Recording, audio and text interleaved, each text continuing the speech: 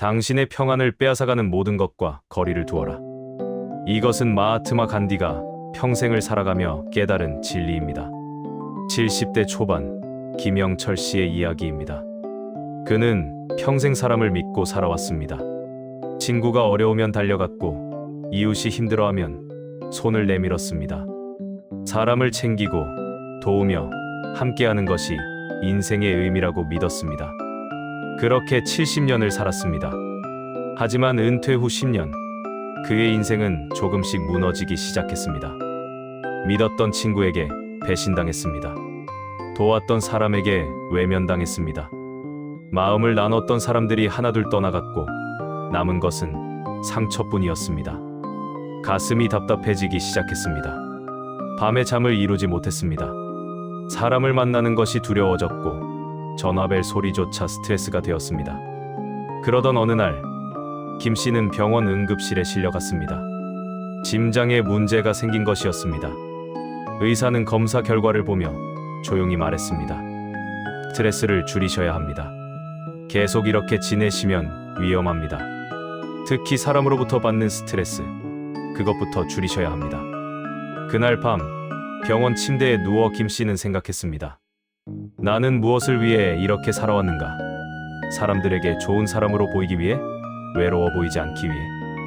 아니면 정말 의미 있는 관계를 만들기 위해? 그는 깨달았습니다. 자신이 지켜왔던 많은 관계들이 사실은 자신을 지키는 관계가 아니었다는 것을. 오히려 자신을 소진시키고 상처 주고 병들게 만드는 관계였다는 것을. 그날 김 씨는 조용히 결심했습니다. 남은 인생 내 마음을 지키는 관계만 남기자. 숫자가 아니라 진로, 많은 사람이 아니라 진심인 사람만을 곁에 두자. 이것은 비단 김영철 씨만의 이야기가 아닙니다. 우리 모두의 이야기입니다. 나이가 들수록 우리는 깨닫게 됩니다. 모든 관계가 다 좋은 것은 아니라는 것을. 어떤 관계는 우리를 살리지만 어떤 관계는 우리를 죽인다는 것을. 특히 노년에는 더욱 그렇습니다. 체력도, 시간도, 마음의 여유도 예전 같지 않습니다. 모든 사람을 다 챙기고 모든 관계를 다 유지할 수 없습니다. 그렇다면 무엇을 선택해야 할까요? 간디는 말했습니다. 당신의 평안을 빼앗아가는 모든 것과 거리를 두라고. 오늘 우리는 함께 알아볼 것입니다. 노년에 반드시 피해야 할 인간관계 8가지. 우리의 마음을 병들게 하고 평안을 빼앗아가며 삶의 질을 떨어뜨리는 그런 관계들에 대해 말입니다. 이것은 사람을 미워하자는 이야기가 아닙니다. 관계를 모두 끊자는 이야기도 아닙니다. 다만 지혜롭게 선택하자는 것입니다. 내 마음이 편안한 관계를 선택하고 나를 소진시키는 관계로부터는 조용히 물러서자는 것입니다. 그것이 이기적인 일일까요? 아닙니다. 그것이 바로 자신을 지키는 일입니다. 남은 인생을 의미 있게 살아가는 지혜입니다. 마하트마 간디는 평생 평화를 위해 싸웠지만 동시에 자신의 내면의 평화를 가장 중요하게 여겼습니다. 그는 이렇게 말했습니다. 진정한 평화는 외부에서 오는 것이 아니다. 그것은 내 마음 속에서 시작된다. 그리고 그 평화를 지키기 위해서는 때로는 거리를 두는 용기가 필요하다고 했습니다. 지금부터 우리는 8가지 유형의 사람들을 살펴볼 것입니다. 이 이야기를 들으며 혹시 주변에 이런 사람이 있는지 떠올려 보십시오. 그리고 더 중요하게는 혹시 내가 누군가에게 이런 사람은 아닌지도 돌아봐 주십시오. 김영철 씨는 병원에서 퇴원한 후 조용히 자신의 관계를 정리하기 시작했습니다. 전화번호부를 열었습니다. 수백 개의 이름이 있었습니다. 하지만 진심으로 연락하고 싶은 사람은 몇 명이나 될까요? 진심으로 나를 걱정해줄 사람은 몇 명이나 될까요? 그는 천천히, 조용히 선택하기 시작했습니다. 욕하지도 않았습니다. 다투지도 않았습니다. 비난하지도 않았습니다. 그저 조용히 거리를 두었습니다. 더 이상 먼저 연락하지 않았습니다. 부담스러운 모임은 정중히 거절했습니다. 그리고 놀라운 일이 일어났습니다. 마음이 편안해지기 시작한 것입니다. 가슴, 답답함이 사라졌습니다. 잠을 깊이 잘 수 있게 되었습니다. 혈압이 안정되었습니다. 무엇보다 진짜 소중한 사람들이 보이기 시작했습니다. 적은 숫자지만 진심으로 곁에 있어주는 사람들. 말없이도 편안한 사람들. 함께 있으면 힘이 나는 사람들. 김 씨는 깨달았습니다. 관계는 숫자가 아니라 온도라는 것을. 많은 사람이 아니라 진심인 사람이 중요하다는 것을. 이제 그의 인생은 달라졌습니다. 더 이상 모든 사람을 만족시키려 애쓰지 않습니다. 더 이상 좋은 사람으로 보이기 위해 자신을 소진시키지 않습니다. 대신 진짜 소중한 사람들과 깊이 있는 시간을 보냅니다. 자신의 마음을 돌봅니다. 평안을 지킵니다. 그리고 그는 말합니다. 이것이 진짜 자유라고. 이것이 진짜 행복이라고. 오늘 여러분도 이 자유를 찾으시길 바랍니다. 지금부터 함께 알아보겠습니다. 노년에 반드시 피해야 할 인간관계 8가지를. 거짓은 가장 잔인한 폭력이다. 마하트마 간디가 남긴 이 말은 단순해 보이지만 깊은 진실을 담고 있습니다. 우리는 흔히 폭력이라고 하면 주먹이나 칼을 떠올립니다. 하지만 간디는 거짓말이야말로 가장 잔인한 폭력이라고 말했습니다. 왜 그럴까요? 김영철 씨에게는 40년 지기 친구가 있었습니다. 박철수 씨라고 부르겠습니다. 40년이라는 세월은 결코 짧지 않습니다. 젊은 시절 함께 일했고 각자 가정을 꾸렸지만 여전히 연락하며 지냈습니다. 명절이면 만나고 생일이면 축하하고 좋은 일 있으면 함께 기뻐했습니다. 김 씨는 박 씨를 친형제처럼 믿었습니다. 어느 날 박 씨에게서 전화가 왔습니다. 급하게 돈이 필요하다고 했습니다. 사업 자금이 필요한데 한 달만 빌려달라고 했습니다. 꼭 갚겠다고, 이자까지 주겠다고 했습니다. 김 씨는 고민하지 않았습니다. 40년 친구인데 뭘 그리 따질 것인가. 어려울 때 돕는 것이 친구 아닌가. 그는 그동안 모아둔 돈 중 상당 부분을 박 씨에게 빌려주었습니다. 적지 않은 금액이었습니다. 하지만 40년 우정 앞에서 돈이 무슨 대수인가 싶었습니다. 박 씨는 고맙다고 했습니다. 한 달 후 꼭 갚겠다고 약속했습니다. 한 달이 지났습니다. 연락이 없었습니다. 김 씨는 먼저 연락하기가 조심스러웠습니다. 혹시 사정이 어려운 건 아닐까? 재촉하면 미안해하지 않을까? 그래서 기다렸습니다. 2달이 지났습니다. 석 달이 지났습니다. 여전히 연락이 없었습니다. 김 씨는 참다 못해 전화를 걸었습니다. 박 씨는 받지 않았습니다. 문자를 보냈습니다. 답이 없었습니다. 6달이 지나고 1년이 지났습니다. 박 씨는 완전히 연락이 끊겼습니다. 전화번호도 바뀌었고 만나기로 한 약속도 이유 없이 취소되었습니다. 김 씨는 그제야 깨달았습니다.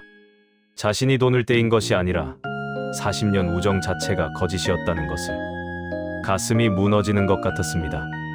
돈이 아까운 것이 아니었습니다. 돈은 다시 벌 수 있습니다. 하지만 40년이라는 시간은, 그 세월 동안 쌓아온 신뢰는 어떻게 되돌릴 수 있습니까? 더 충격적인 것은 그 이후에 들은 소문이었습니다. 박 씨가 자신에게만 그런 것이 아니었습니다. 다른 사람들에게도 비슷한 방식으로 돈을 빌렸고 갚지 않았다는 것입니다. 어떤 사람은 말했습니다. 나도 당했어. 벌써 3년 전 일이야. 또 어떤 사람은 말했습니다. 나는 5년 전에 당했지. 그때도 한 달 후에 갚는다고 했어. 김 씨는 망연자실했습니다. 그렇다면 박 씨는 처음부터 계획적으로 거짓말을 한 것입니까? 40년 우정도, 형제 같다는 말도 모두 거짓이었단 말입니까? 밤에 잠을 이룰 수 없었습니다. 돈 때문이 아니었습니다. 배신감 때문이었습니다. 자신의 판단력에 대한 회의 때문이었습니다. 40년을 함께한 사람을 이렇게 잘못 봤다면 나는 사람을 보는 눈이 없는 것 아닐까? 앞으로 누구를 믿어야 할까? 어떻게 믿어야 할까? 이것이 바로 간디가 말한 폭력입니다. 거짓말은 주먹으로 때리는 것보다 더 깊은 상처를 남깁니다. 겉으로 보이는 상처는 시간이 지나면 아물지만 마음의 상처는 쉽게 낫지 않습니다. 특히 신뢰를 무너뜨리는 거짓말은 더욱 그렇습니다. 신뢰는 오랜 시간에 걸쳐 조금씩 쌓아 올리는 것입니다. 하루아침에 만들어지지 않습니다. 수많은 작은 약속들이 지켜지고 수많은 순간들이 쌓이면서 천천히 만들어집니다. 하지만 무너지는 것은 한순간입니다. 한 번의 거짓말로 수십 년의 신뢰가 무너집니다. 한 번의 배신으로 모든 것이 물거품이 됩니다. 김 씨는 깨달았습니다. 거짓말을 반복하는 사람은 관계를 파괴하는 폭력자라는 것을, 그리고 그런 사람과는 거리를 두어야 한다는 것을. 하지만 어떻게 알 수 있을까요? 어떻게 거짓말쟁이를 구별할 수 있을까요? 사실 신호는 있었습니다. 김 씨는 돌이켜보니 그동안 작은 신호들이 있었다는 것을 깨달았습니다. 박 씨는 자주 거짓말을 했습니다. 큰 거짓말이 아니라 작은 거짓말들이었습니다. 약속 시간에 늦으면서 교통체증이라고 핑계를 댔지만 나중에 보니 그냥 늦잠을 잔 것이었습니다. 다른 사람에 대해 이야기할 때도 과장이 많았습니다. 실제보다 부풀려서 말하거나 없는 이야기를 만들어내기도 했습니다. 하지만 김 씨는 그것들을 심각하게 받아들이지 않았습니다. 그냥 성격이 그런가 보다, 나쁜 의도는 없겠지 라고 생각했습니다. 그것이 실수였습니다. 작은 거짓말을 하는 사람은 큰 거짓말도 합니다. 사소한 약속을 어기는 사람은 중요한 약속도 어깁니다. 간디는 이렇게도 말했습니다. 진실은 분리될 수 없다. 작은 진실도 큰 진실도 모두 하나다. 마찬가지로 거짓도 분리될 수 없습니다. 작은 거짓말을 습관적으로 하는 사람은 언젠가 큰 거짓말도 하게 됩니다. 그렇다면 우리는 어떻게 해야 할까요? 첫째, 말보다 행동을 보십시오. 진심은 말이 아니라 행동에서 드러납니다. 아무리 좋은 말을 해도 행동이 따라오지 않는다면 그것은 거짓입니다. 약속을 지키는지 보십시오. 작은 약속이라도 성실하게 지키는지 관찰하십시오. 말과 행동이 일치하는지 확인하십시오. 둘째, 패턴을 보십시오. 한두 번의 실수는 누구에게나 있을 수 있습니다. 하지만 반복되는 패턴은 실수가 아니라 습관입니다. 자주 약속을 어기는 사람, 변명이 많은 사람, 책임을 회피하는 사람. 이런 패턴이 보인다면 주의해야 합니다. 셋째, 다른 사람을 대하는 모습을 보십시오. 당신에게만 좋은 사람은 진짜 좋은 사람이 아닙니다. 다른 사람들에게는 어떻게 대하는지 보십시오. 박 씨는 김 씨에게는 좋은 친구였지만 다른 사람들에게도 같은 방식으로 거짓말을 하고 있었습니다. 그것이 그의 진짜 모습이었습니다. 넷째, 너무 좋은 말을 조심하십시오. 거짓말을 잘하는 사람들은 말을 잘합니다. 듣기 좋은 말, 감동적인 말, 약속을 쉽게 합니다. 하지만 진심으로 신뢰할 수 있는 사람은 말이 적습니다. 확실하지 않은 약속은 하지 않습니다. 할 수 있는 것과 없는 것을 명확히 구분합니다. 다섯째, 일관성을 보십시오. 오늘 하는 말과 내일 하는 말이 다른 사람, 상황에 따라 말이 바뀌는 사람을 조심하십시오. 진실한 사람은 일관성이 있습니다. 누구 앞에서나 같은 모습입니다. 김영철 씨는 이 모든 것을 배웠습니다. 값비싼 대가를 치르고 배운 교훈이었습니다. 하지만 그는 후회하지 않기로 했습니다. 대신 이제는 더 현명해지기로 했습니다. 더 이상 말만 듣지 않기로 했습니다. 행동을 보기로 했습니다. 더 이상 쉽게 믿지 않기로 했습니다. 시간을 두고 확인하기로 했습니다. 더 이상 모든 사람을 친구로 생각하지 않기로 했습니다.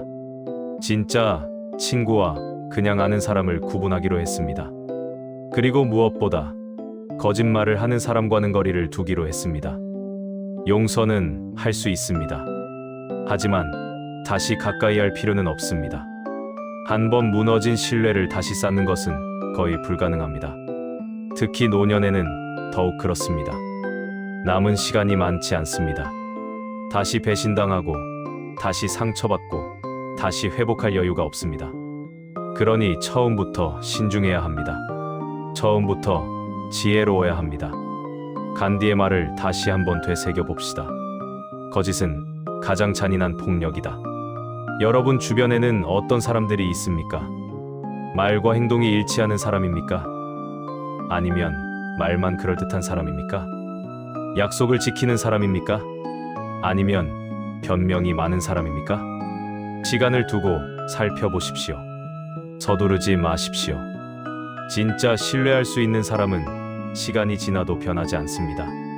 거짓말쟁이는 언젠가 반드시 본색을 드러냅니다. 그리고 만약 거짓말을 반복하는 사람을 발견했다면 용기를 내십시오. 조용히 거리를 두십시오.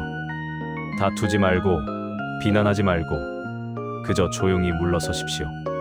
당신의 평안이 더 중요합니다. 당신의 마음이 더 소중합니다. 거짓으로 신뢰를 무너뜨리는 사람. 이것이 노년에 반드시 피해야 할 첫 번째 유형의 사람입니다. 분노는 나를 먼저 죽인다. 간디가 남긴 이 말은 분노의 본질을 정확하게 꿰뚫고 있습니다. 분노는 상대방보다 자기 자신을 먼저 파괴합니다.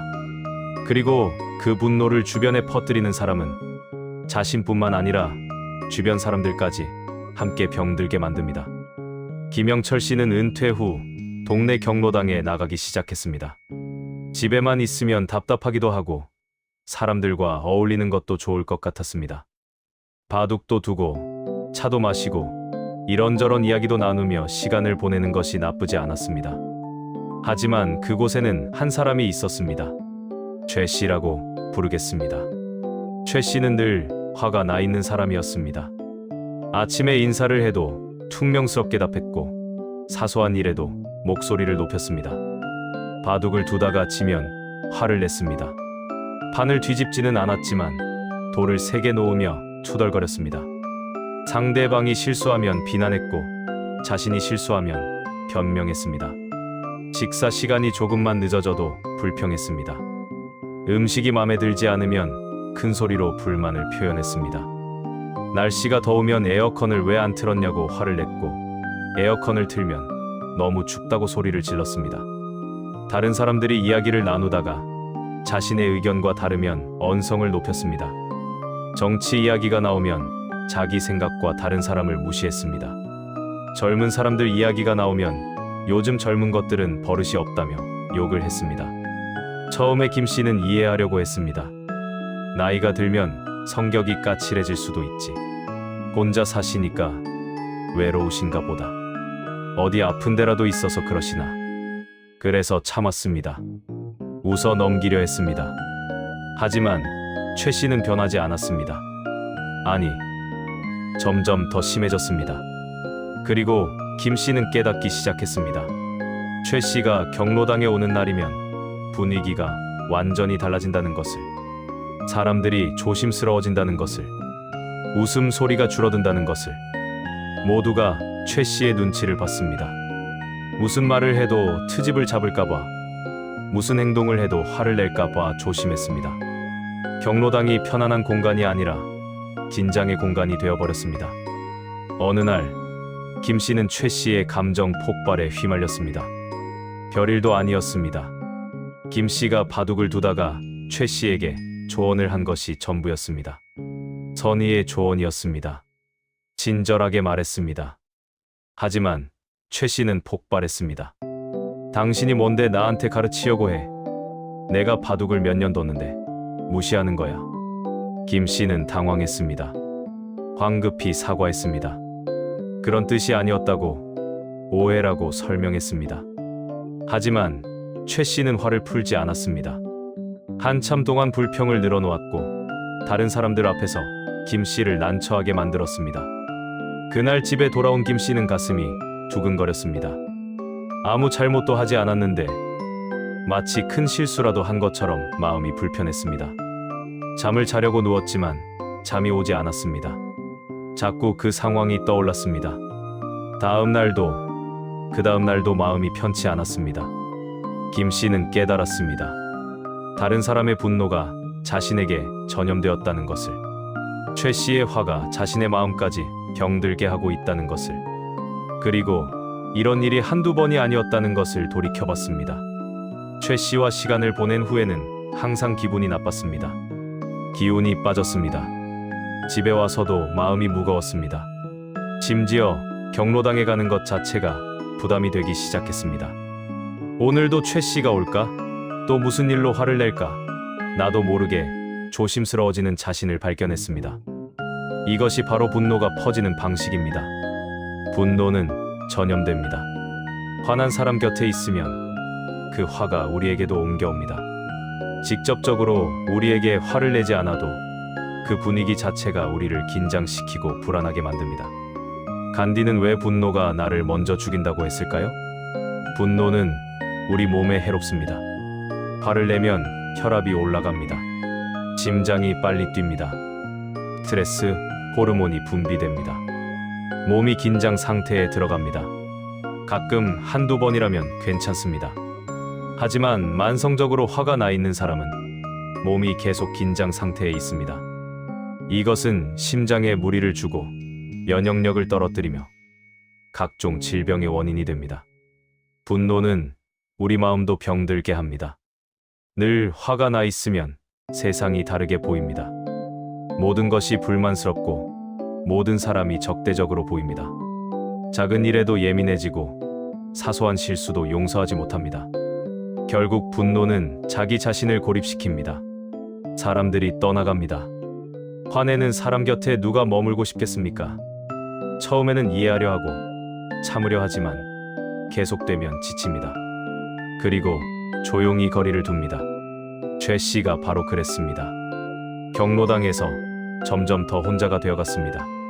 사람들이 그를 피했습니다. 함께 바둑을 두려는 사람이 줄어들었습니다. 밥을 먹을 때도 그의 자리는 비어 있었습니다. 그런데 아이러니하게도 최 씨는 그것 때문에 더 화를 냈습니다. 사람들이 자기를 무시한다고 느꼈습니다. 왕따를 시킨다고 생각했습니다. 그래서 더 공격적이 되었고 더 화를 냈습니다. 악순환이었습니다. 화를 내니까 사람들이 떠나고 사람들이 떠나니까 더 외롭고 외로우니까 더 화가 나는 것입니다. 김영철 씨는 결심했습니다. 더 이상 최 씨의 분노에 휘말리지 않겠다고, 자신의 평안을 지키겠다고. 처음에는 죄책감이 들었습니다. 외로운 사람을 혼자 두는 것 같아서 미안했습니다. 이해해주고 함께해야 하는 것 아닌가 하는 생각도 들었습니다. 하지만 김 씨는 깨달았습니다. 자신이 희생양이 될 필요는 없다는 것을, 다른 사람의 분노를 받아주는 것이 친절이 아니라는 것을, 오히려 그것은 그 사람의 분노를 정당화시켜주는 것입니다. 계속 참아주고 받아주면 그 사람은 변할 이유가 없습니다. 자신의 문제를 인식하지 못합니다. 진짜 친절은 무엇일까요? 때로는 거리를 두는 것입니다. 명확한 선을 긋는 것입니다. 김 씨는 최 씨와 정중하게 거리를 두기 시작했습니다. 함께 바둑을 두지 않았습니다. 대화에 깊이 개입하지 않았습니다. 화를 내면 조용히 자리를 피했습니다. 욕하지 않았습니다. 비난하지도 않았습니다. 그저 조용히 정중하게 거리를 두었습니다. 그리고 놀라운 일이 일어났습니다. 마음이 편안해지기 시작했습니다. 경로당에 가는 것이 다시 즐거워졌습니다. 다른 사람들과 편하게 이야기할 수 있었습니다. 웃을 수 있었습니다. 집에 돌아와서도 기분이 좋았습니다. 가슴 두근거림이 사라졌습니다. 잠을 잘 잘 수 있게 되었습니다. 김 씨는 깨달았습니다. 화를 다루지 못하는 사람 곁에서는 평온할 수 없다는 것을, 그리고 자신의 평온을 지키는 것이 이기적인 일이 아니라 필요한 일이라는 것을. 우리 주변에도 이런 사람들이 있습니다. 늘 불만이 가득한 사람, 작은 일에도 화를 내는 사람, 모든 것을 부정적으로 해석하는 사람, 다른 사람 탓만 하는 사람. 그들 곁에 있으면 우리도 지칩니다. 우리의 에너지가 고갈됩니다. 우리의 평안이 깨집니다. 특히 노년에는 더욱 조심해야 합니다. 젊었을 때는 그런 사람들을 감당할 여유가 있었습니다. 에너지도 많았고 회복력도 좋았습니다. 스트레스를 받아도 금방 털어낼 수 있었습니다. 하지만 지금은 다릅니다. 체력도 정신력도 예전 같지 않습니다. 한번 스트레스를 받으면 회복하는데 시간이 오래 걸립니다. 마음의 상처가 몸의 병으로 이어지기도 합니다. 그러니 우리는 선택해야 합니다. 누구와 시간을 보낼 것인가? 누구의 에너지를 받을 것인가? 분노를 퍼뜨리는 사람과 함께 있을 것인가? 아니면 평온한 사람과 함께 있을 것인가? 간디는 말했습니다. 분노는 나를 먼저 죽인다. 다른 사람의 분노에 휘말리는 것도 마찬가지입니다.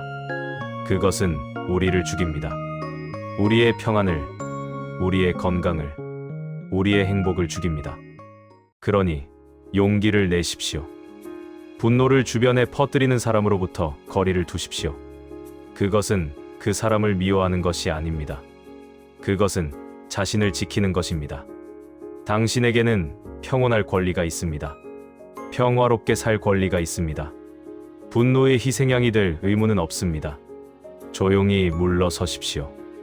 정중하게 거리를 두십시오.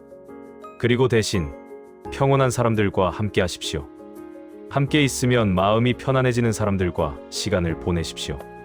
그것이 당신의 남은 인생을 지키는 길입니다.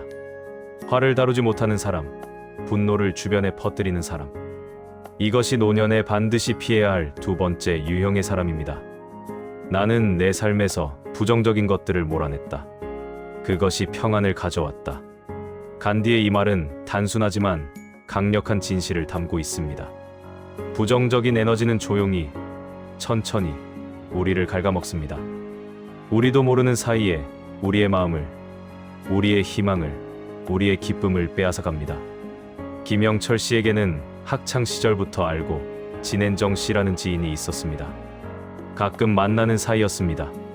한 달에 한 번, 혹은 두 달에 한 번 정도 차를 마시거나 식사를 함께 했습니다. 처음에는 그런대로 괜찮았습니다. 오랜만에 만나 근황을 나누고 옛날 이야기도 하고 세상 돌아가는 이야기도 했습니다. 하지만 시간이 지날수록 김 씨는 무언가 이상함을 느끼기 시작했습니다. 정 씨를 만나고 나면 기분이 좋지 않았습니다. 정확히 무엇 때문인지는 알 수 없었지만 집에 돌아오면 마음이 무거웠습니다. 처음에는 그냥 자신의 기분 탓이라고 생각했습니다. 하지만 몇 번을 만나도 똑같았습니다. 만나기 전에는 괜찮았는데 만나고 나면 기운이 빠졌습니다. 김 씨는 곰곰이 생각해봤습니다. 도대체 무엇이 문제일까? 그리고 깨달았습니다. 정 씨는 늘 불평불만으로 가득했다는 것을. 날씨에 대해 불평했습니다. 너무 덥다. 너무 춥다. 비가 너무 온다. 날씨가 이상하다. 정치에 대해 불만을 쏟아냈습니다. 정치인들은 다 똑같다. 세상이 엉망이다. 나라가 망해간다. 경제에 대해 걱정했습니다. 물가는 오르는데 연금은 적다. 살기 힘들다. 앞날이 막막하다. 자식들에 대해 한탄했습니다. 요즘 젊은 것들은 버릇이 없다. 부모를 공경할 줄 모른다. 자기 생각만 한다. 이웃에 대해 험담했습니다. 저 집은 원래 그렇다. 저 사람은 믿을 수 없다. 동네가 예전 같지 않다. 자기 자신에 대해서도 부정적이었습니다. 늙어서 쓸모없다. 아무것도 할 수 없다. 인생이 의미 없다. 한두 시간을 함께 있는 동안 긍정적인 말은 거의 없었습니다. 좋은 일이 있어도 곧 나쁜 면을 찾아냈습니다. 희망적인 이야기를 해도 금방 부정적으로 돌렸습니다. 웃을 일이 있어도 오래 웃지 못했습니다. 처음에 김 씨는 위로하려 했습니다. 그렇게 나쁘지만은 않아. 좋은 면도 있잖아. 너무 걱정하지 마. 하지만 정 씨는 듣지 않았습니다. 아니, 들으려 하지 않았습니다. 오히려 김 씨의 위로를 반박했습니다. 자네는 모르는 소리야. 세상이 얼마나 각박한데 현실을 모르는 거야. 김 씨가 긍정적인 이야기를 하면 정 씨는 그것을 깎아내렸습니다. 그건 운이 좋았던 거야. 그건 특별한 경우야. 대부분은 그렇지 않아. 김 씨는 지쳤습니다. 정 씨를 만나고 나면 머리가 무거웠습니다. 마치 무거운 짐을 진 것 같았습니다. 정 씨의 부정적인 생각들이 자신의 머릿속에 남아있는 것 같았습니다. 그리고 이상한 일이 일어났습니다. 정 씨를 만나고 난 후 며칠 동안 김 씨도 부정적이 되는 것이었습니다. 평소에는 긍정적으로 생각하던 일들이 갑자기 걱정스러워졌습니다. 별일 아닌 일들이 크게 느껴졌습니다. 미래가 불안해 보였습니다. 어느 날 손녀가 할아버지에게 말했습니다. 할아버지, 요즘 자꾸 얼굴이 어두워져. 무슨 걱정 있어? 그 말에 김 씨는 깜짝 놀랐습니다. 자신도 모르게 표정이 어두워지고 있었던 것입니다. 정 씨의 부정적인 에너지가 자신에게 전염되고 있었던 것입니다. 그날 이후 김 씨는 결심했습니다. 에너지를 빼앗는 관계를 끊자. 정 씨가 나쁜 사람은 아니었습니다. 악의가 있는 것도 아니었습니다. 다만 부정적일 뿐이었습니다. 하지만 그것만으로도 충분히 해로웠습니다. 부정적인 에너지는 전염됩니다. 과학적으로도 입증된 사실입니다. 우리의 뇌에는 거울 뉴런이라는 것이 있습니다. 다른 사람의 감정을 무의식적으로 따라하게 만드는 신경세포입니다. 슬픈 사람 곁에 있으면 우리도 슬퍼집니다. 화난 사람 곁에 있으면 우리도 불편해집니다. 마찬가지로 부정적인 사람 곁에 있으면 우리도 부정적이 됩니다. 이것은 의지의 문제가 아닙니다. 우리가 약해서가 아닙니다. 그것은 인간의 자연스러운 반응입니다. 그렇기 때문에 더욱 조심해야 합니다. 누구와 시간을 보내는가가 우리의 생각을, 우리의 감정을, 우리의 삶을 만듭니다. 부정적인 사람과 많은 시간을 보내면 우리도 부정적이 됩니다. 불평불만이 많아집니다. 세상이 어둡게 보입니다. 반대로 긍정적인 사람과 시간을 보내면 우리도 긍정적이 됩니다. 희망이 생깁니다. 세상이 밝게 보입니다. 김영철 씨는 정 씨와의 만남을 줄이기 시작했습니다. 처음에는 죄책감이 들었습니다. 오랜 인연인데 이렇게 해도 되나? 외로운 사람을 더 외롭게 만드는 것 아닌가? 하지만 김 씨는 깨달았습니다. 자신이 정 씨의 부정성을 받아주는 것이 정 씨를 돕는 일이 아니라는 것을.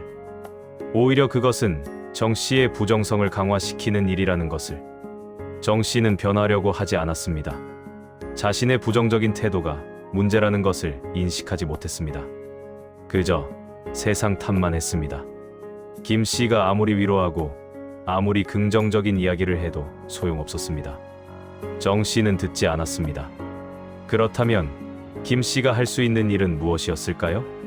자신을 지키는 것이었습니다. 김 씨는 정 씨와 정중하게 거리를 두었습니다. 만남을 줄였습니다. 전화도 짧게 끝냈습니다. 욕하지 않았습니다.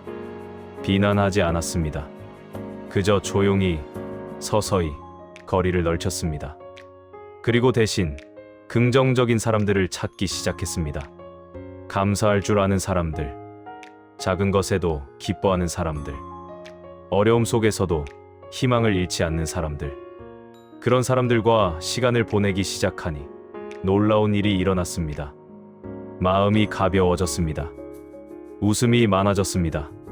세상이 다르게 보이기 시작했습니다. 같은 일상인데도 감사할 것들이 보였습니다.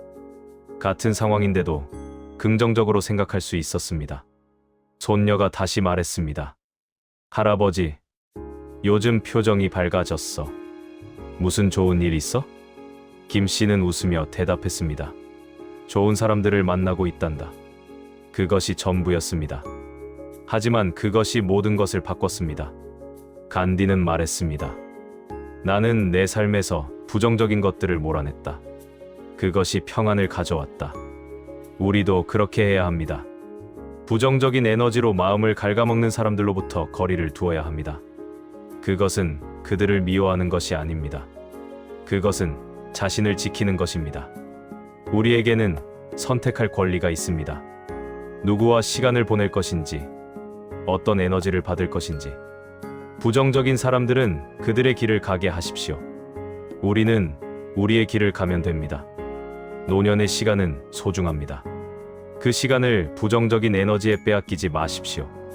대신 감사하고 기뻐하고 희망하는 사람들과 함께 하십시오. 그들과 함께 웃으십시오. 그들과 함께 감사하십시오. 그들과 함께 희망을 나누십시오. 그것이 당신의 남은 인생을 밝게 만드는 길입니다. 부정적인 에너지로 마음을 갉아먹는 사람. 이것이 노년에 반드시 피해야 할 세 번째 유형의 사람입니다. 자유가 없는 관계는 감옥과 같다. 간디는 평생 자유를 위해 싸웠습니다. 국가의 자유뿐만 아니라 개인의 자유. 그리고 무엇보다 자신의 삶을 스스로 선택할 수 있는 자유를 소중히 여겼습니다. 김영철 씨는 은퇴 후 새로운 취미를 찾기 시작했습니다. 평생 일만 하며 살았습니다. 가족을 위해, 생계를 위해 쉬지 않고 일했습니다. 이제는 조금 여유가 생겼고 하고 싶었던 것들을 해볼 시간이 생겼습니다. 어느 날 기타 가게 앞을 지나가다가 문득 생각이 들었습니다. 젊었을 때 기타를 배우고 싶었는데 시간이 없어서 못했지.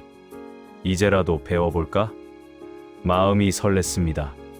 기타를 배우면 좋아하는 노래도 연주할 수 있고 손주들에게도 들려줄 수 있을 것 같았습니다.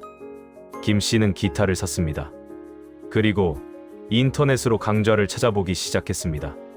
처음에는 손가락이 아팠지만 연습하다 보니 조금씩 소리가 나기 시작했습니다. 즐거웠습니다. 새로운 것을 배운다는 것이, 무언가에 도전한다는 것이 삶에 활력을 주었습니다. 그런데 어느 날 동네 지인을 만났습니다. 그 사람은 김 씨가 기타를 산다는 이야기를 듣고는 이렇게 말했습니다. 기타, 그 나이에 무슨 기타야. 이제 와서 뭘 배워. 그냥 조용히 쉬면 되지. 김 씨는 조금 당황했습니다. 하지만 웃으며 대답했습니다.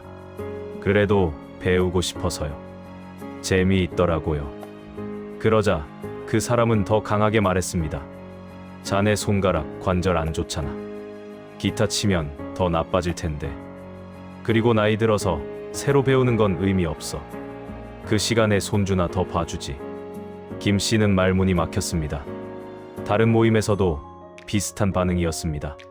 산책을 좀 더 다니겠다고 하니까 무릎 상할 텐데 그냥 집에 있는 게 낫다고 했습니다. 글쓰기 모임에 나가겠다고 하니까 그 나이에 무슨 글이냐며 시간 낭비라고 했습니다. 자원봉사를 하겠다고 하니까 이제 와서 무슨 봉사냐며 자기 건강이나 챙기라고 했습니다. 김 씨는 점점 답답해졌습니다. 왜 모두가 자신이 하고 싶은 일을 막는 걸까요?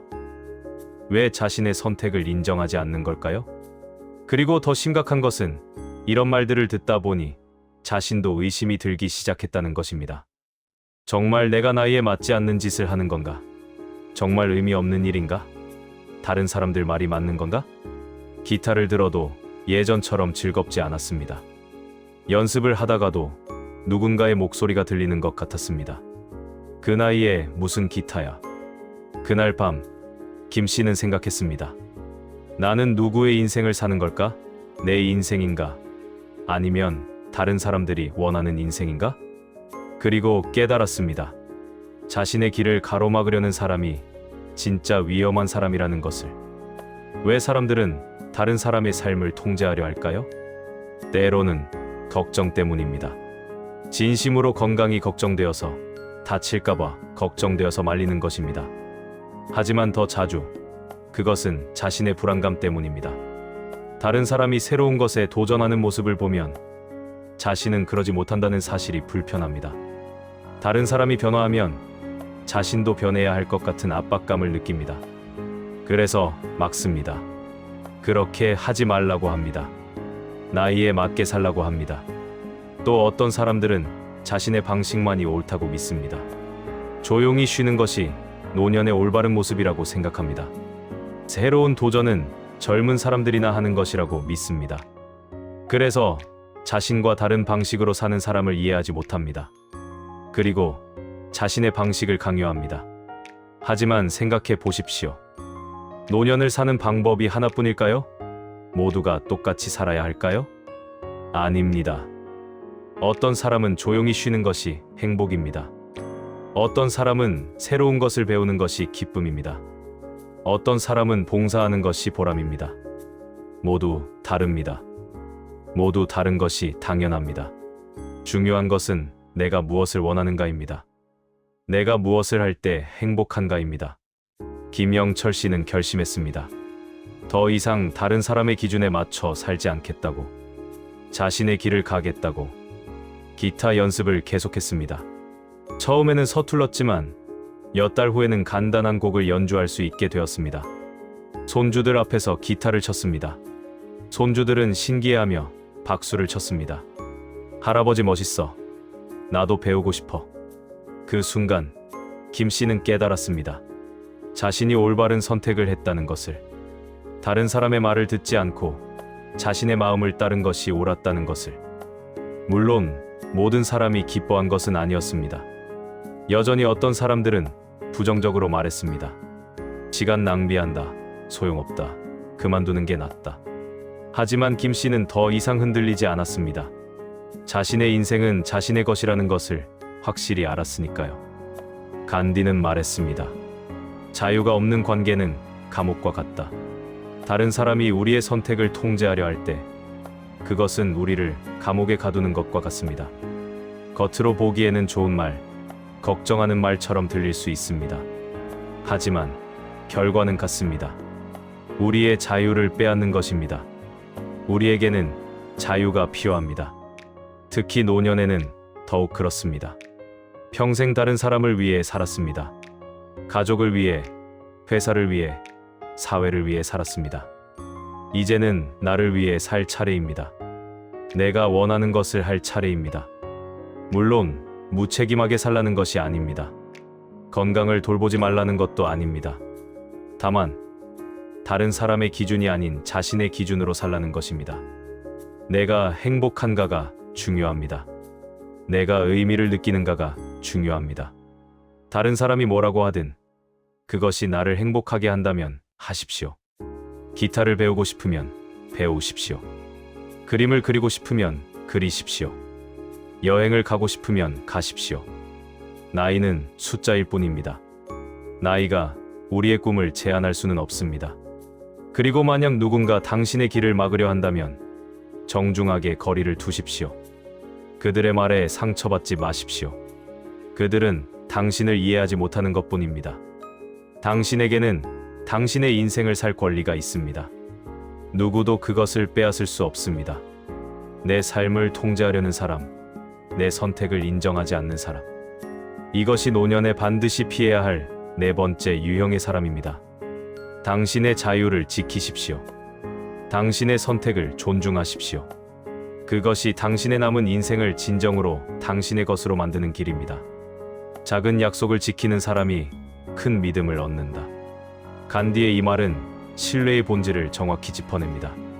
큰 일에서만 믿음이 쌓이는 것이 아닙니다. 작은 약속, 사소한 약속을 지키는 것에서 진짜 신뢰가 만들어집니다. 김영철 씨에게는 가끔 만나는 지인이 있었습니다. 이 씨라고 부르겠습니다. 이 씨는 말은 잘했습니다. 만나자고 먼저 연락도 하고 좋은 곳에 가자고 제안도 하고 함께 시간을 보내자고 했습니다. 김 씨는 처음에는 좋았습니다. 사람들과 어울리는 것이 좋았고 약속이 있다는 것 자체가 삶에 활력을 주었습니다. 어느 날 이 씨가 전화를 했습니다. 다음 주 수요일 2시에 만나자. 좋은 찻집 알아뒀어. 거기서 차 마시며 이야기하자. 김 씨는 좋다고 했습니다. 수요일 2시를 일정에 적어두었습니다. 수요일이 되었습니다. 김 씨는 아침부터 준비했습니다. 깔끔하게 옷을 입었습니다. 점심을 일찍 먹었습니다. 1시 30분에 집을 나섰습니다. 찻집에 도착했습니다. 2시였습니다. 이 씨는 오지 않았습니다. 김 씨는 기다렸습니다. 10분, 20분, 30분. 2시 30분이 되어서야 이 씨에게서 문자가 왔습니다. 미안. 급한 일이 생겨서 다음에 보자. 김 씨는 허탈했습니다. 왜 미리 연락하지 않았을까? 집을 나서기 전에라도 말해줬으면 좋았을 텐데. 하지만 급한 일이 생길 수도 있지 라고 생각하며 이해하려 했습니다. 한 달 후 이 씨가 다시 연락했습니다. 지난번에 미안했어. 이번에는 꼭 만나자. 목요일 11시 어때?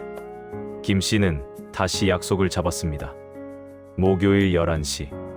이번에는 이 씨가 먼저 제안한 장소였습니다.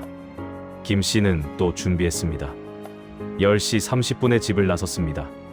11시에 도착했습니다. 이 씨는 또 오지 않았습니다. 11시 20분에 전화가 왔습니다. 아, 깜빡했어. 오늘 병원 가는 날이었어. 미안해. 다음에 꼭 보자. 김 씨는 이번에는 화가 났습니다. 2번이나 연속으로 약속을 어기다니. 그것도 자신이 먼저 제안하고도 깜빡했다니. 하지만 참았습니다.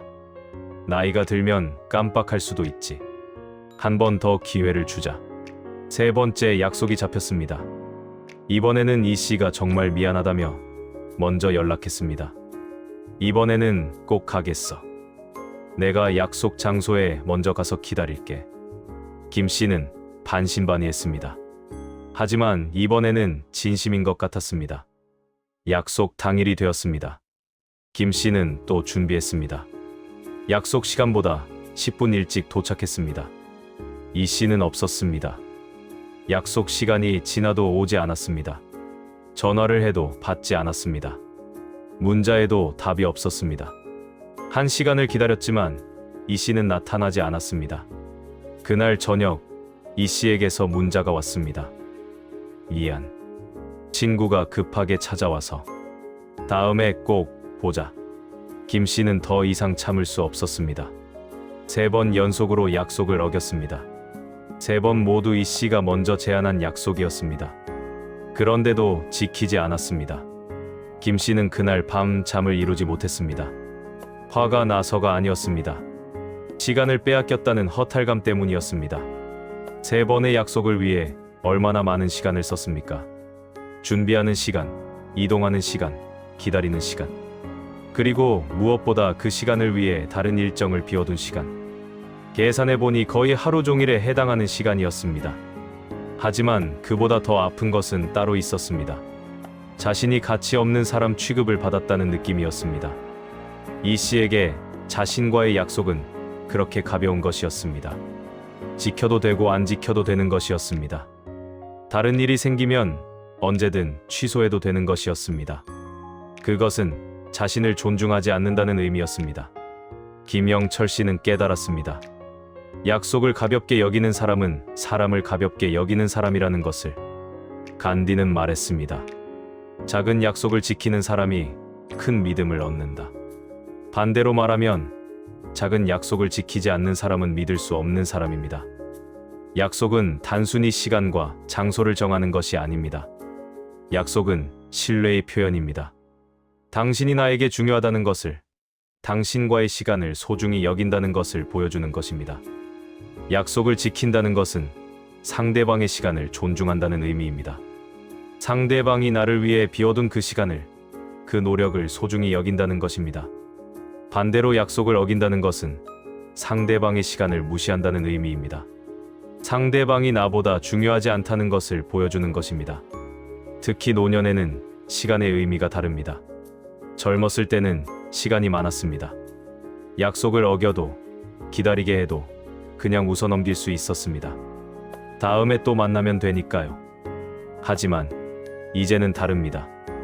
노년의 시간은 금보다 귀합니다. 우리에게 남은 시간이 얼마나 될까요? 우리가 건강하게 활동할 수 있는 시간이 얼마나 될까요? 매일이 소중합니다. 매 순간이 귀합니다. 그런 소중한 시간을 약속을 기다리며 낭비한다는 것. 그것은 단순히 시간의 문제가 아닙니다. 우리의 삶 자체를 낭비하는 것입니다. 김영철 씨는 결심했습니다. 더 이상 이 씨와 약속을 잡지 않기로. 이 씨가 다시 연락해도 정중하게 거절했습니다. 바쁘다고, 일정이 있다고 말했습니다. 처음에는 미안한 마음이 들었습니다. 너무 차갑게 대하는 것 아닌가?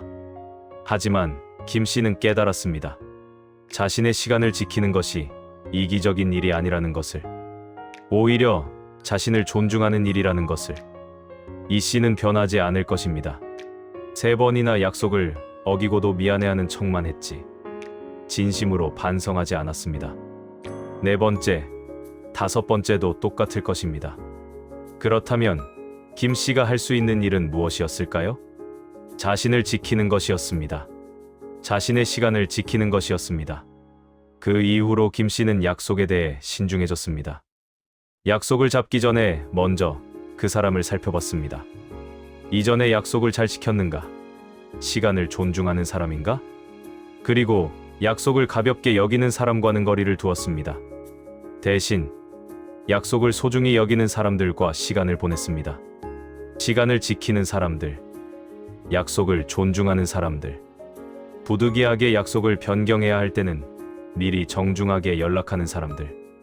그런 사람들과 함께하니 만남 자체가 즐거웠습니다. 기다리는 시간이 낭비가 아니라 기대가 되었습니다. 무엇보다 자신이 존중받는다는 느낌을 받았습니다. 우리 주변에는 어떤 사람들이 있습니까? 약속을 지키는 사람입니까? 아니면 약속을 가볍게 여기는 사람입니까? 당신의 시간을 존중하는 사람입니까? 아니면 당신의 시간을 아무렇지 않게 낭비하게 만드는 사람입니까? 한두 번의 실수는 이해할 수 있습니다. 누구에게나 급한 일이 생길 수 있으니까요. 하지만 반복되는 패턴은 다릅니다. 그것은 실수가 아니라 습관입니다. 그 사람이 당신을 대하는 태도입니다. 약속을 반복적으로 어기는 사람이 있다면 더 이상 기회를 주지 마십시오. 당신의 시간은 소중합니다.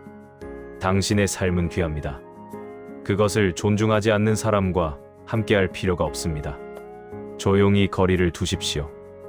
더 이상 약속을 잡지 마십시오. 그리고 대신 당신의 시간을 존중하는 사람들과 함께 하십시오. 약속을 가볍게 여기고 시간 낭비하게 만드는 사람. 이것이 노년에 반드시 피해야 할 5번째 유형의 사람입니다. 노년의 시간은 금보다 귀합니다. 그 귀한 시간을 소중히 여기십시오. 그리고 그것을 존중하는 사람들과 함께 하십시오. 사람을 대하는 태도가 그 사람의 영혼이다.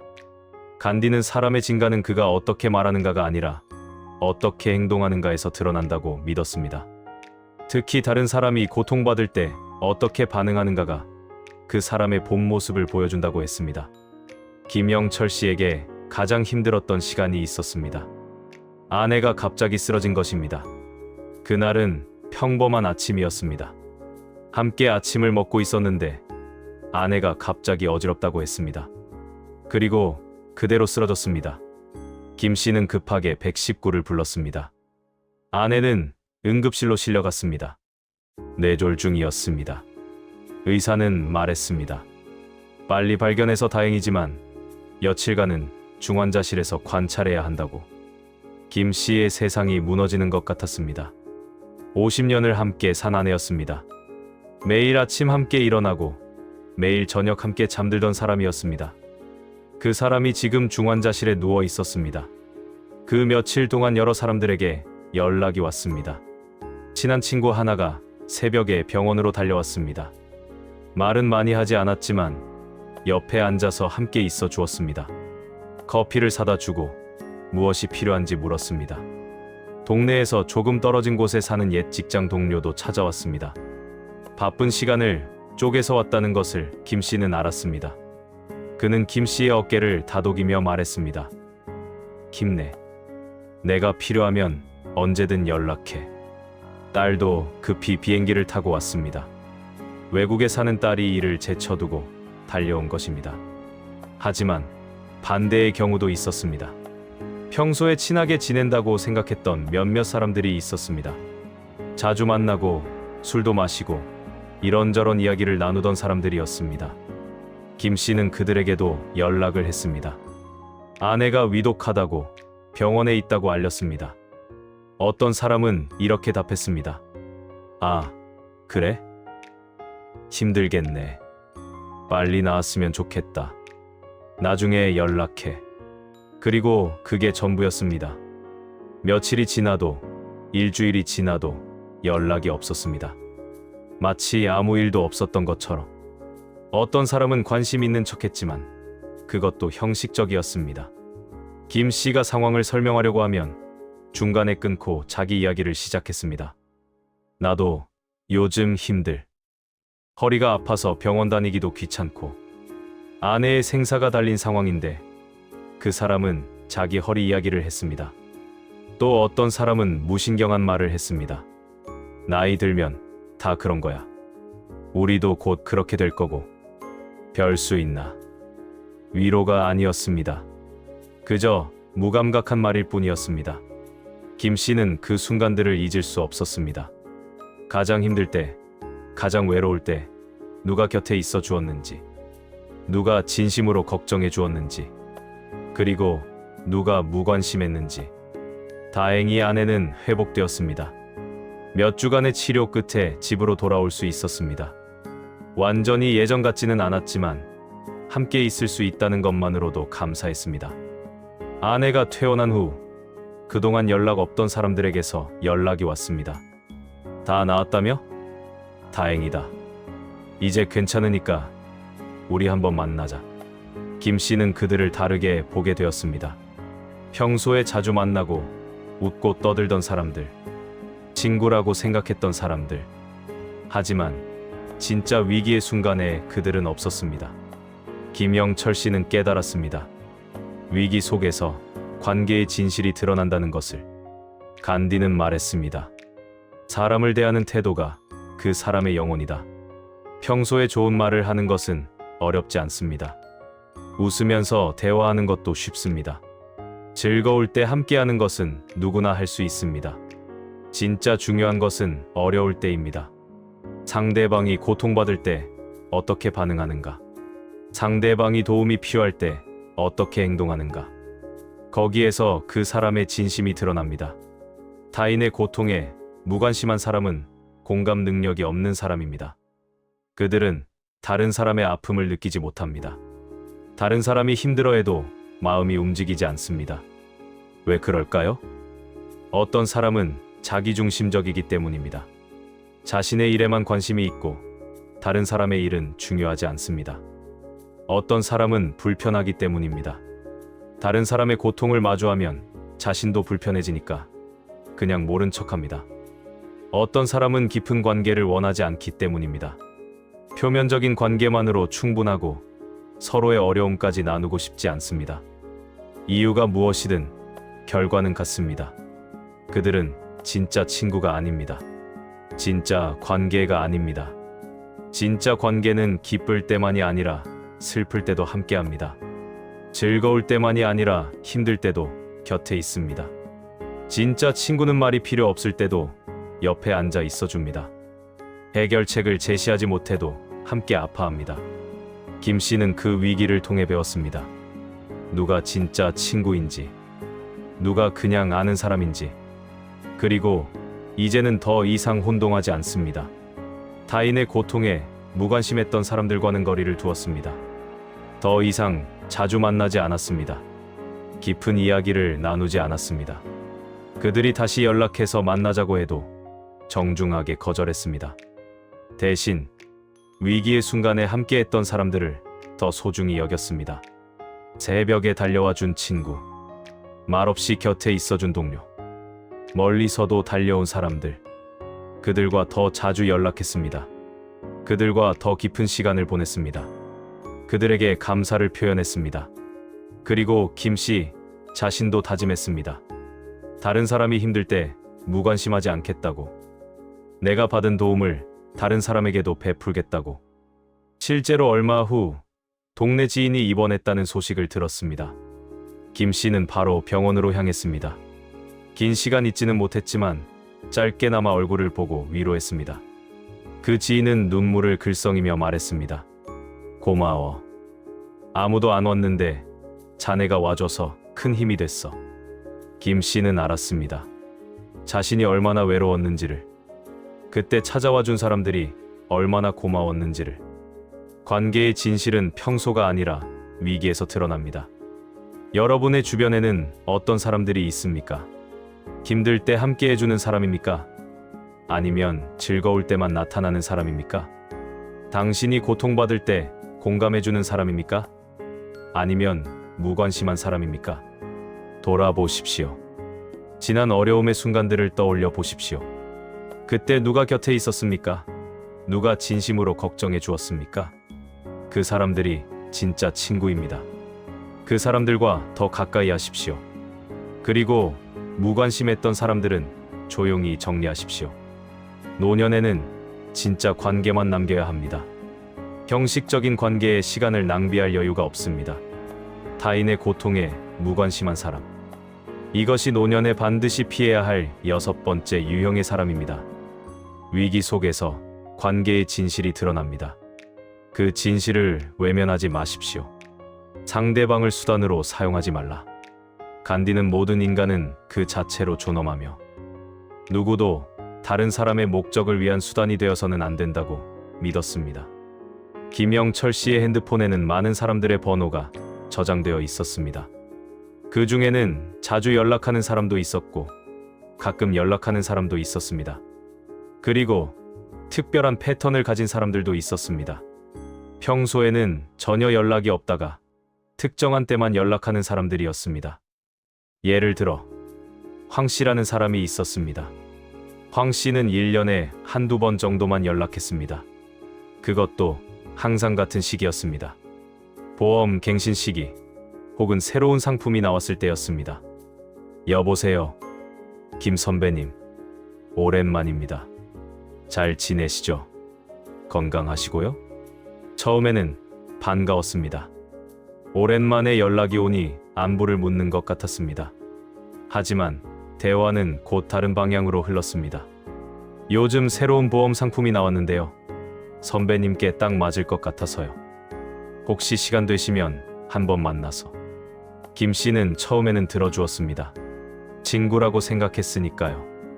어려운 일을 하는 것 같아서 도와주고 싶기도 했습니다. 보험에 가입했습니다. 그 후로 황 씨는 한동안 연락이 없었습니다. 6개월이 지나고 다시 전화가 왔습니다. 선배님, 안녕하세요. 제가 요즘 건강식품 사업도 하게 됐는데요. 김 씨는 그때 느꼈습니다. 뭔가 이상하다고. 황 씨는 안부를 물을 때도 만나자고 할 때도 항상 뭔가를 팔려고 했습니다. 그냥 만나서 차 한잔 하자는 적이 없었습니다. 또 다른 사람도 있었습니다. 친척 중에 조카뻘 되는 사람이었습니다. 평소에는 명절에도 전화 한 통 없던 사람이었습니다. 그런데 갑자기 연락이 왔습니다. 큰아버지, 저예요. 오랜만에 인사드리려고요. 요즘 어떻게 지내세요? 김 씨는 반가웠습니다. 젊은 사람이 어른에게 안부 전화를 하다니 기특하다고 생각했습니다.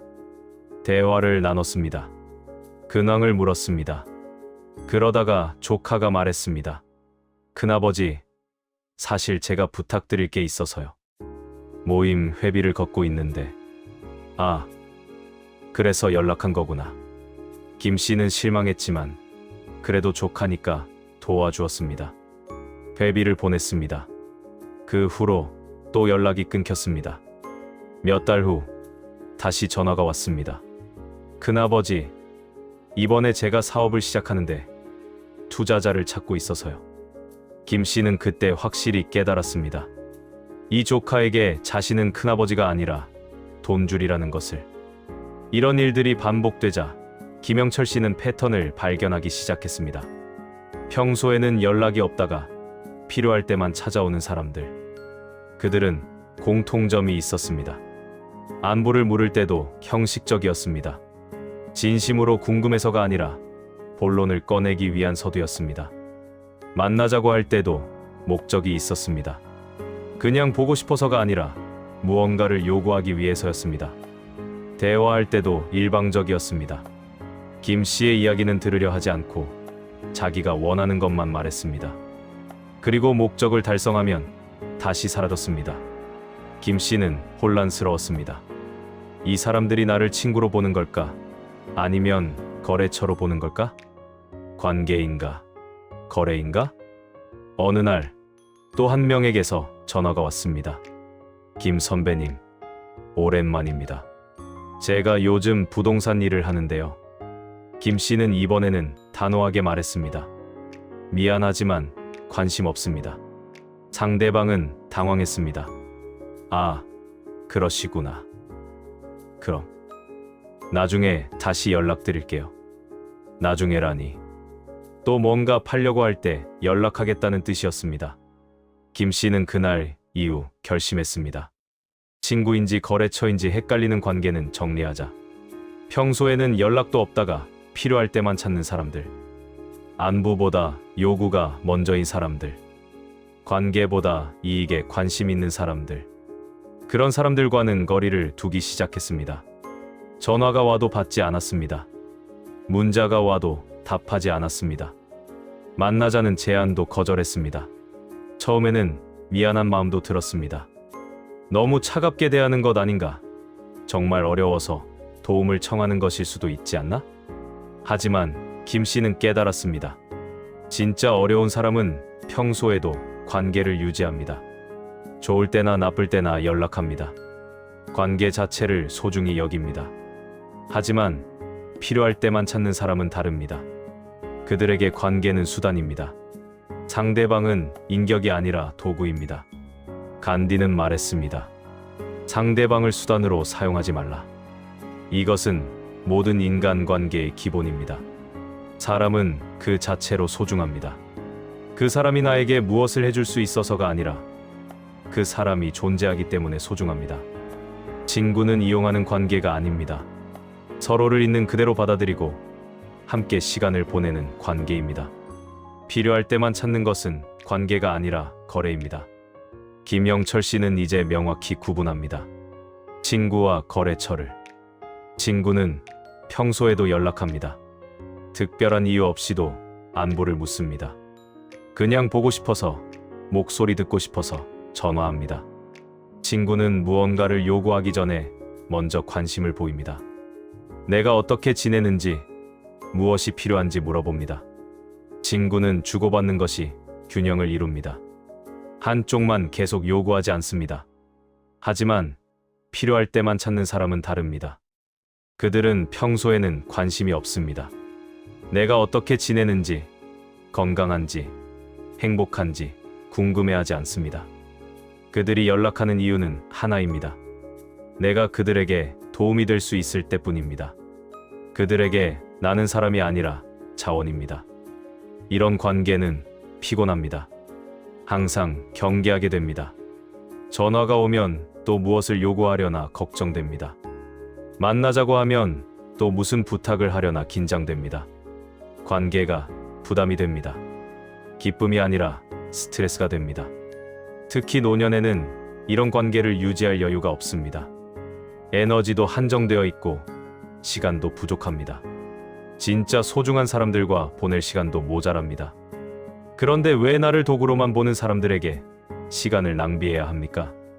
김영철 씨는 이제 확실히 선을 긋습니다. 필요할 때만 찾는 사람들에게는 더 이상 응답하지 않습니다. 대신 진짜 관계를 소중히 여깁니다. 평소에 안부를 묻는 사람들, 특별한 이유 없이도 만나자고 하는 사람들, 함께 있는 것 자체를 즐기는 사람들, 그런 사람들과 시간을 보냅니다. 그리고 김 씨 자신도 다짐합니다. 다른 사람을 이용하지 않겠다고, 필요할 때만 찾지 않겠다고, 진심으로 관계를 맺겠다고. 관계는 거래가 아닙니다. 주고받는 것이 정확히 맞아떨어질 필요는 없습니다. 때로는 내가 더 많이 주고, 때로는 상대방이 더 많이 줍니다. 하지만 중요한 것은 진심입니다. 진심으로 그 사람을 생각하는가? 진심으로 그 사람의 행복을 바라는가? 아니면 그냥 이용할 가치가 있어서 연락하는가? 여러분의 주변에는 어떤 사람들이 있습니까? 진짜 친구입니까? 아니면 필요할 때만 나타나는 사람입니까? 평소에도 안부를 묻는 사람입니까? 아니면 뭔가 요구할 것이 있을 때만 연락하는 사람입니까? 돌아보십시오. 그리고 정리하십시오. 친구인지 거래처인지 헷갈리는 관계는 더 이상 유지할 필요가 없습니다. 당신은 누군가의 도구가 아닙니다. 당신은 그 자체로 소중한 사람입니다. 당신을 진심으로 대하는 사람들과 함께 하십시오. 필요할 때만 찾아오는 사람. 이것이 노년에 반드시 피해야 할 7번째 유형의 사람입니다. 평화는 멀리 있는 것이 아니라 마음의 상태다. 간디의 이 말은 진정한 평화가 무엇인지 알려줍니다. 평화는 외부에서 찾는 것이 아니라 내면에서 느끼는 것입니다. 김영철 씨에게는 설명하기 어려운 사람이 한 명 있었습니다. 특별히 나쁜 사람은 아니었습니다. 거짓말을 하지도 않았고, 화를 내지도 않았고, 부정적이지도 않았습니다. 무례하지도 않았고, 무관심하지도 않았습니다. 겉으로 보기에는 문제가 없었습니다. 하지만 그 사람과 함께 있으면 김 씨는 불편했습니다. 정확히 무엇 때문인지 설명할 수 없었습니다. 그 사람이 나쁜 말을 한 것도 아니고 잘못한 것도 없었습니다. 그냥 함께 있으면 숨이 막히는 느낌이었습니다. 말없이 앉아 있어도 편하지 않았습니다. 대화를 해도 자연스럽지 않았습니다. 무언가 긴장되고 경계하게 되고 마음을 열 수 없었습니다. 김 씨는 처음에는 자신의 문제라고 생각했습니다. 내가 너무 예민한가? 내가 이상한가? 왜 아무 이유 없이 불편한 걸까? 그래서 참았습니다. 이해하려 했습니다. 더 노력하면 나아질 거라고 생각했습니다. 하지만 시간이 지나도 마찬가지였습니다. 그 사람을 만나고 나면 기진맥진했습니다. 특별히 무슨 일을 한 것도 아닌데 마치 무거운 일을 한 것처럼 피곤했습니다. 집에 돌아와서도 한참 동안 마음이 무거웠습니다. 어느 날 김 씨는 다른 친구를 만났습니다. 그 친구와는 달랐습니다.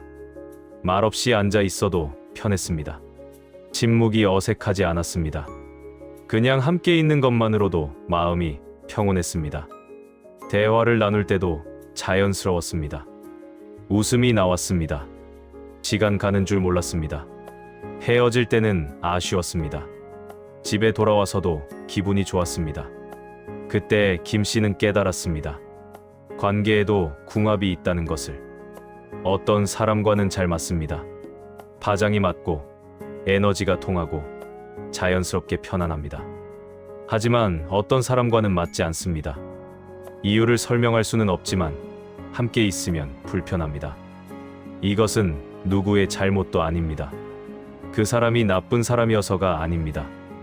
내가 이상해서도 아닙니다. 그냥 맞지 않는 것입니다. 세상에는 70억 명이 넘는 사람들이 있습니다. 모두와 잘 맞을 수는 없습니다. 중요한 것은 그것을 인정하는 것입니다. 맞지 않는다고 해서 상대방을 미워할 필요는 없습니다. 비난할 필요도 없습니다. 그 사람도 나도 잘못이 없습니다. 다만 우리는 맞지 않는 것입니다. 그리고 맞지 않는 사람과 억지로 관계를 유지할 필요도 없습니다. 김영철 씨는 결심했습니다. 더 이상 설명할 수 없는 불편함을 참지 않기로. 그 사람에게 욕하지도 않았습니다. 다투지도 않았습니다. 이유를 설명하려 하지도 않았습니다. 그냥 조용히 거리를 두었습니다. 만남을 줄였습니다. 연락을 덜 했습니다. 서서히 자연스럽게 멀어졌습니다.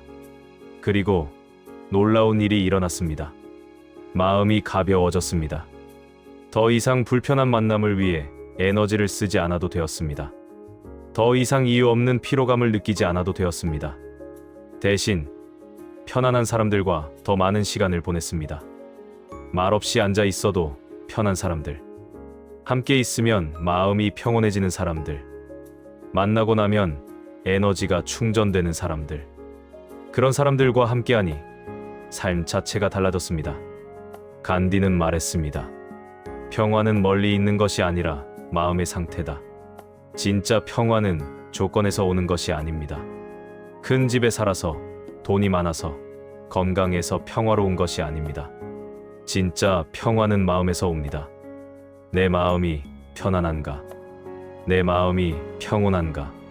그것이 진짜 평화입니다. 그리고 그 평화를 지키기 위해서는 때로는 선택해야 합니다. 누구와 함께 할 것인가? 누구와 거리를 둘 것인가?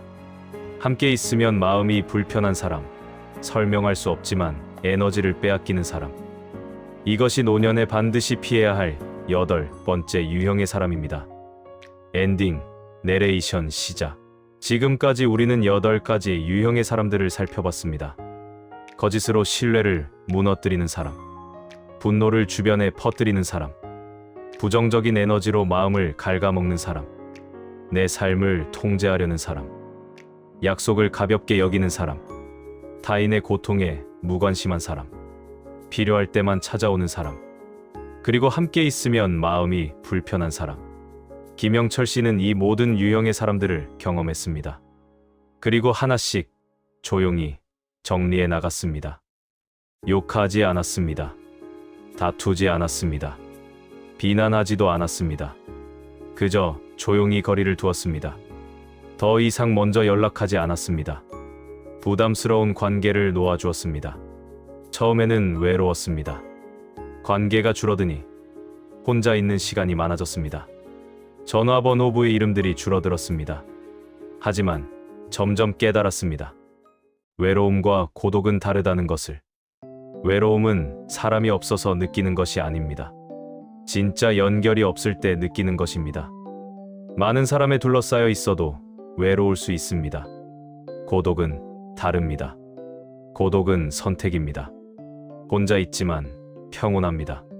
사람이 적어도 의미 있는 관계가 있습니다. 김 씨는 이제 고독을 즐깁니다. 혼자 있는 시간을 두려워하지 않습니다. 조용한 아침, 책을 읽습니다. 고요한 저녁, 음악을 듣습니다. 그리고 진짜 소중한 사람들과 깊은 시간을 보냅니다. 숫자는 줄었지만 질은 높아졌습니다. 이제 김 씨의 핸드폰에는 많은 이름이 없습니다. 하지만 그 적은 이름들은 모두 진심입니다. 전화를 걸면 반가워하는 사람들, 만나면 편안한 사람들, 함께 있으면 시간이 아깝지 않은 사람들. 그들과의 관계는 온도가 있습니다. 경식적이지 않습니다. 진심입니다. 서로를 있는 그대로 받아들입니다. 함께 웃고, 함께 울고, 함께 시간을 나눕니다. 김영철 씨는 말합니다. 이제야 진짜 자유를 얻었다고. 더 이상 모든 사람을 만족시키려 애쓰지 않습니다. 더 이상 좋은 사람으로 보이기 위해 자신을 소진시키지 않습니다. 대신 진짜 소중한 것을 지킵니다. 자신의 평안을, 자신의 시간을, 자신의 마음을, 그리고 진짜 소중한 사람들과 함께 나눕니다. 간디의 말을 다시 한번 떠올려 봅니다. 당신의 평안을 빼앗아가는 모든 것과 거리를 두어라. 이것은 냉정한 말이 아닙니다. 이것은 지혜로운 말입니다. 남은 인생, 마음이 편안한 사람만 곁에 두십시오. 관계는 숫자가 아니라 온도입니다. 많은 사람이 아니라 진심인 사람이 중요합니다. 좋은 관계는 나를 살립니다. 함께 있으면 에너지가 생깁니다. 웃음이 나옵니다. 희망이 생깁니다. 나쁜 관계는 나를 죽입니다. 함께 있으면 기운이 빠집니다. 스트레스 받습니다. 병이 듭니다. 이제는 선택할 때입니다. 증명하지 마십시오. 설명하지 마십시오. 조용히 거리를 두십시오. 그것이 진정한 자유이고 그것이 진정한 행복입니다. 여러분도 이제 시작하십시오. 주변을 돌아보십시오. 누가 당신의 평안을 빼앗아가고 있습니까? 누가 당신의 에너지를 소진시키고 있습니까? 그 사람들과 조용히 거리를 두십시오. 욕하지 마십시오. 다투지 마십시오. 그저 조용히 물러서십시오. 그리고 대신 당신을 편안하게 하는 사람들과 함께 하십시오. 당신의 남은 인생이 평온으로 가득 채워지기를 바랍니다. 당신의 마음이 평화로운 관계로 둘러싸이기를 바랍니다. 적어도 좋습니다. 진심이면 됩니다. 당신의 평안을 지키십시오. 그것이 당신이 누릴 자격이 있는 삶입니다. 오늘도 함께 해주셔서 감사합니다. 여러분의 마음의 평화에 도움이 되셨다면 구독, 좋아요 부탁드립니다.